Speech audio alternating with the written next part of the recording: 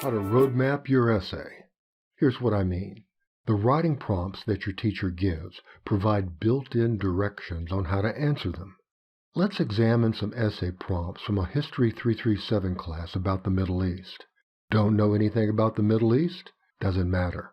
Here's the first one. Why did Nasserism emerge in the 1950s? Offer 3 reasons and analyze.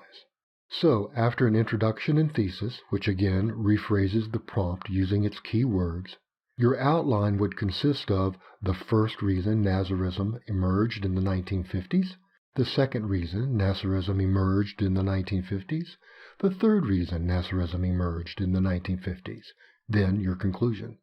Given this prompt, there really is only one form your outline could take. In this example, pay special attention to the last sentence. That's where the main prompt is. The first 2 sentences are background. The Iranian Revolution was a watershed in the history of the region.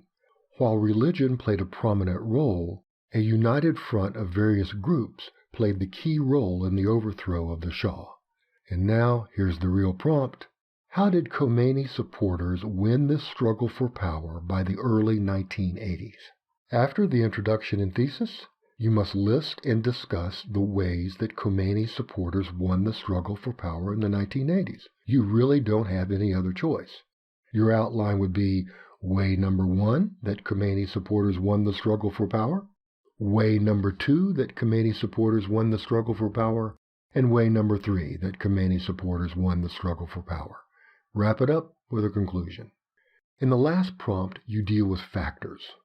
What factors led to the rise of Daesh, ISIS? Give 3 and analyze. After the intro comes factor number 1 that led to the rise of Daesh, factor number 2 that led to the rise of Daesh, and factor number 3 that led to the rise of Daesh. Conclusion paragraph. Okay, now your first reaction to this method might be, but it's so mechanical. Yes, you are correct. But remember that all forms of writing have an underlying template, whether it's a Shakespearean sonnet with all of its strict rules, or a simple get-well card. You see, it's what you put inside the template that counts and makes it individual. Second, think about the position your teacher is in, having to read and grade 20 to 30 of these essays in a limited time frame. Therefore, the clearer the structure of your response, the easier it will be for the teacher to see that you have addressed the question directly and logically. In other words, being a little mechanical serves a very important purpose. Finally, keep in mind that these are just suggestions on how to outline your response. The suggestions illustrate that when responding to these essay prompts, you should 1. Repeat key words from the prompt in your thesis statement.